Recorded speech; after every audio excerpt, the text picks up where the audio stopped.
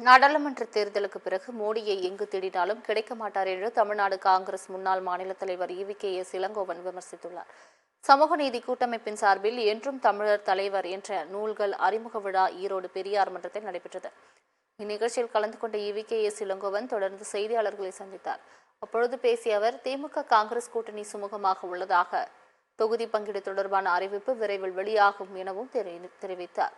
நாடாளுமன்ற தேர்தலுக்கு பிறகு மோடியை எங்கு தேடினாலும் கிடைக்க மாட்டார் என்று குறிப்பிட்ட அவர், தமிழகத்திற்கு தர வேண்டிய நிதியை வழங்காமல் மத்திய அரசு ஏமாற்றிவிட்டதாகவும் தெரிவித்தார். காங்கிரசிலிருந்து விஜயதாரணி போன்ற தீய சக்திகள் வெளியேறியதை அடுத்து கட்சி தூய்மைப்படுத்தப்பட்டுள்ளது என்றும் EVKS இளங்கோவன் தெரிவித்தார்.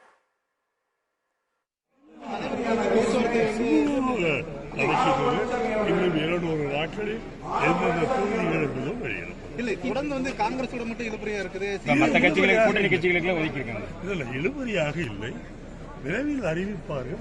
மற்ற கட்சிகளுக்கெல்லாம் அறிவித்து விட்ட பிறகு காங்கிரஸ் இந்த தேர்தலோட காங்கிரஸ் காணாம போயிடும் அப்படின்ட்டு பிஜேபியினர் குற்றம் சாட்டிட்டு இருக்காங்க. பிஜேபி அவர் பேர் என்ன, மோடி, அவர் கேடித்தனமாக பேசுறாரு. கண்டிப்பாக காணாம போக போறவர் யாருன்னா அவர் தான். வர நடைபெற இருக்கின்ற பாராளுமன்ற தேர்தலுக்கு பிறகு மோடியை எங்கு தேடினாலும் இருக்க மாட்டார்.